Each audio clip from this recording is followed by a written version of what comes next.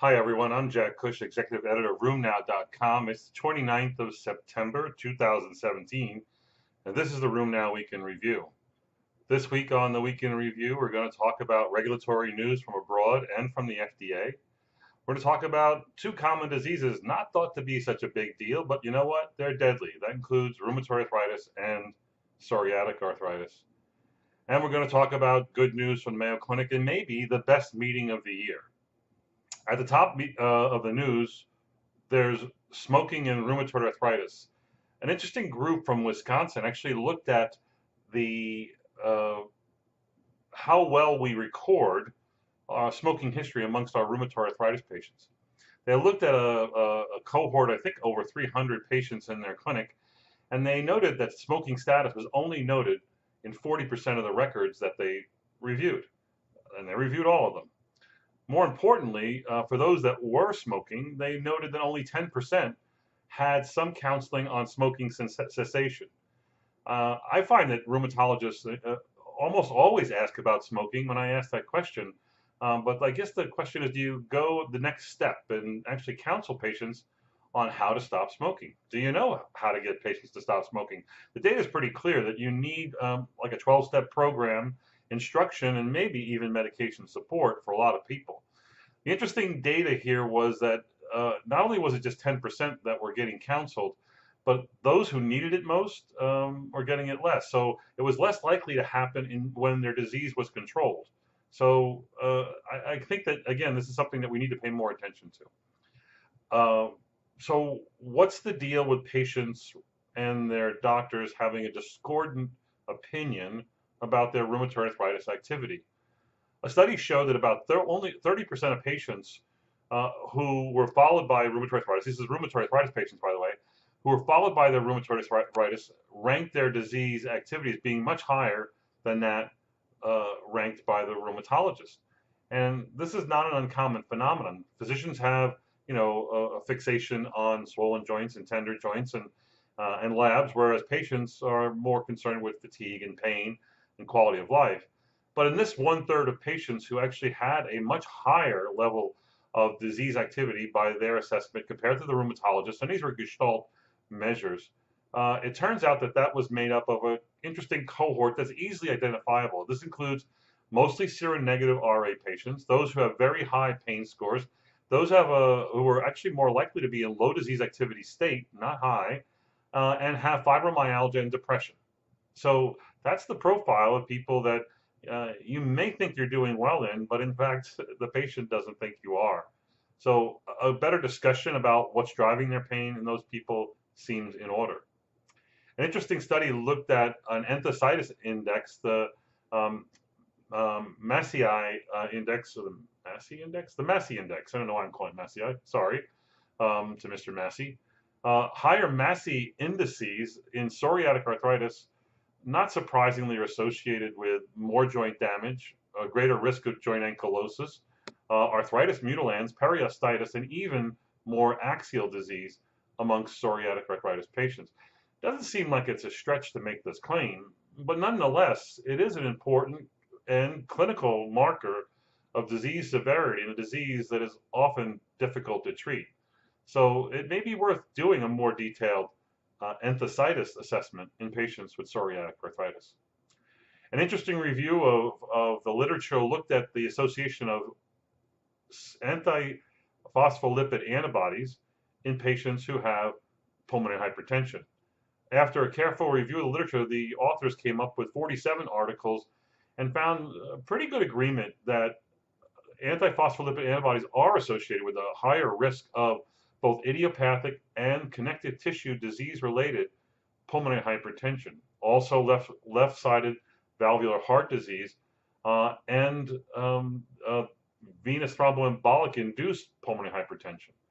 All these are identifiable, and I think the takeaway from this particular report, although it's just an interesting review, says that if you see idiopathic pulmonary hypertension, you should be thinking antiphospholipid antibodies, and vice versa. It may help you clinically and diagnostically. The CDC has released new information saying that congratulations, 2016 is a record-setting year as far as sexually transmitted diseases. not important to rheumatologists. However, the biggest of the three that they record, chlamydia, gonorrhea, and syphilis, is chlamydia, affecting 1.6 million people in the United States in 2016. As we know, chlamydia has significant rheumatologic manifestations, including reactive arthritis, ocular disease, etc. So it is important to know these numbers, and it is important, I think, in counseling patients, especially your younger patients. There needs to be more, in general, better education about STDs. A review of Australia and some of the projected numbers for their arthritic conditions in their population looked at the numbers seen in 2015. I think the number was somewhere around 2.1 million people with osteoarthritis in Australia. And they projected that by 2030 it was going to grow to 3.1 million, with basically a 41% increase in their numbers of osteoarthritis. Also, they showed and projected that there's going to be an increase in rheumatoid arthritis by 37% in the same 15-year period from 2015 to 2030, and that the cost of care for both conditions is going to rise 37%. As not surprisingly, in rheumatoid arthritis, the cost of care is being driven substantially by biologics. These are important growth numbers, and I think that they'll be seen in other continents, including Europe and UK and even the United States. Two interesting reports from the Mayo Clinic. One looked at the incidence of ANCA-associated vasculitis in a period from 1996 to 2013 in Olmsted County. They found over this period 23 cases of GPA, 28 cases of MPA, microscopic polyangiitis, and 7 cases of EGPA, the old Churg-Strauss syndrome. 60% were MPO positive, 30% were PR3 positive, and the overall prevalence of these ANCA-associated vasculitis was 42 cases per 100,000 in Olmsted County. They did show in their analysis, comparing death rates in this population to the general population, that the presence of microscopic polyangiitis and EGPA and MPO-associated ANCAs were associated with a greater mortality rate compared to the general population. What wasn't higher was GPA, the condition we probably see more of. I thought it was an interesting report. Another interesting report, totally different report, shows that asthma is associated with a higher risk of rheumatoid arthritis. They looked at a cohort of patients with rheumatoid arthritis with and without asthma, and they actually showed that the presence of asthma did increase the odds of getting rheumatoid arthritis by as much as 74%, an odds ratio of 1.74. This was comparing 221 RA patients to those without 218. They were matched and whatnot. It's interesting because the biology of rheumatoid arthritis, a Th1 disease, is quite different than the biology of asthma, a Th2 disease. How these two get together and play in our backyard is not well known. We do know that lung disease is very prevalent amongst rheumatoids and is a bad player in ultimate outcomes.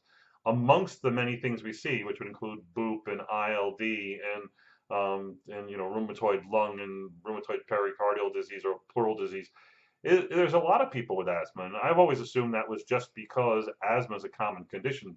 These data suggest that actually it may be a risk factor for RA. Regulatory information from the UK, NICE has recommended the approval of Kevzara, which is sarilumab, another IL-6 inhibitor, for use in patients, adult patients with active, moderate to severe rheumatoid arthritis. It's likely that it will follow through in the months to come. In the United States, we've been talking recently about the FDA's panel hearing on the new herpes zoster vaccine, the herpes subunit vaccine, which is going to be called Shingrix. It comes from GSK, recommended by the panel a few months ago, and now the FDA is actually considering the approval of the Shingrix vaccine. I think that's going to happen probably before the end of the year, would be my guess. The interesting thing about this particular vaccine is that it is 3 injections. It is superior to Zostavax, the live virus vaccine, and this new subunit vaccine is a non-live virus and therefore can be used in patients who are on biologics, patients who are receiving DMARDs, and even patients who are immunosuppressed. But it is 3 injections. It's probably going to be more expensive. It does have a lot more constitutional manifestations. achiness, arthralgias, feeling flu-like. I think that may be the one challenge with this. We'll see how it plays out once it actually gets into wider use. It has not been studied in patients with autoimmune diseases like rheumatoid arthritis. And again, it is better. It has a 90% success rate compared to a 50% success rate of the Zostavax, and the success rate is not lost as the patient gets older and older. So that's a nice benefit of this particular vaccine. Another FDA action happened this past week. Sirukumab was turned down by the FDA. They received a complete response letter dictating that they do not have sufficient evidence to approve Sirukumab, and that's based on a hearing that occurred a few months ago where the panel was almost unanimous. I think it was 11-1 voting down the, actually I think it was unanimous, voting down the approval of Sirukumab in active RA. And while the efficacy and the safety, well, the efficacy of the drug was great, the safety was almost as expected. There were more safety signals with Sirukumab, and unfortunately, more deaths associated with Sirukumab. And a lot of reasons for that, but in general, the panel said, even though we can't explain why there's an increase and an imbalance here in death rates, it's hard to approve a third IL-6 inhibitor in the marketplace when we don't really need one, and especially one that may have some signals. Again, this will go back to the manufacturer Janssen for further action. Whether they will do more studies to prove the safety of the drug or whether they'll drop this at this time is unknown. Interesting data about death rates and cardiovascular event rates. Psoriasis report just this week in the Journal of the Academy of it's one of them dermatology journals. It's actually a good dermatology journal. It actually looked at the risk of MACE, or major adverse cardiovascular events, in patients with psoriasis. They did it two ways. They looked at 109 patients with psoriasis, not psoriatic arthritis, psoriasis, and they did FDG PETs on them, looking at the vasculature of the heart. And the patients who had vascular inflammation were actually was more likely to be seen with increasing duration of psoriatic disease. The longer the duration, the more likely the FDG PET scans were going to be abnormal as far as heart inflammation. So that was sort of interesting, and it was backed up by a much larger population-based study where they looked at, I think, 87,000 psoriasis patients and compared them to 1.4 million in the general population. And they basically showed that for every 1 year you had psoriasis, you had a 1% increase in MACE events over and above that seen in the general population.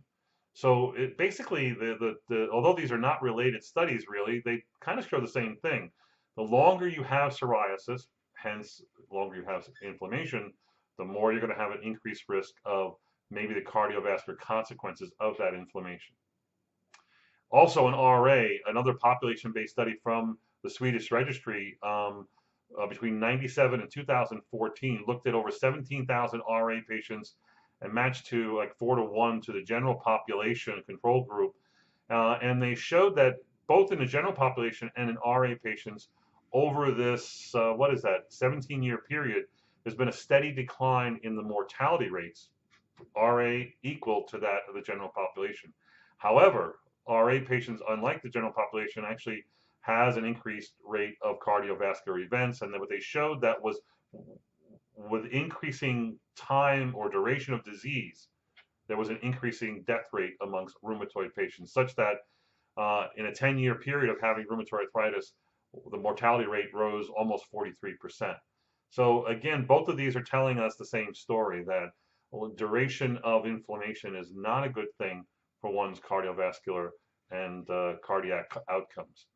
One of my favorite topics is cancer risk associated with disease and with biologics. An interesting, very large population-based study from Sweden looked at cancer rates in 2006 to 2015, looking at all the biologics, the TNF inhibitors, tocilizumab, abatacept, rituximab, and each group was represented by at least 2,000 and as high as 10,000 patients on those drugs, and they were followed longitudinally over time and compared to over 107,000 general population patients and 47,000 DMARD taken rheumatoid patients. And you know what? They did not show an increased rate of cancer, whether it was first solid cancer or first hematologic cancer in patients taking any one of these biologics. I think the overall risk of cancer for all the drugs range from from about what was basically 1 per 100 patient years.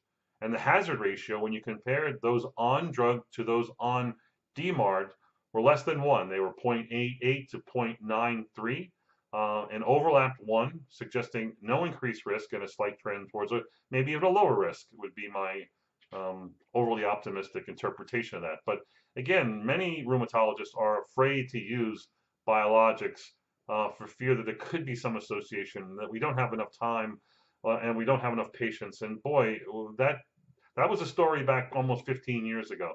We've got tons of data these days that really say it's your job to treat the inflammation, whether it be psoriatic disease or rheumatoid disease, and let someone else manage cancer if and when it shows up. Lastly, the Downeastern meeting. This is a meeting I've been working on for a number of months. It's going to be in Westborough, Massachusetts on October 14th. If you're from Maine, New Hampshire, Vermont, Massachusetts, Connecticut, or Rhode Island, the New England area, we got a Downeaster CME rheumatology meeting for you. It's an all-day Saturday meeting. I think you'll find it great. The faculty include myself, John Kay, William Rigby, Sergio Schwartzman, cases, legislative stuff. If you're in the region, come out. You can go to arthros.org, I think, and look under meetings, and you can register for it. That's it for this week on RheumNow.com. You can go to the website and click on the citations we have to find more information about the things discussed herein. We'll see you next week. Have a good week. Bye-bye.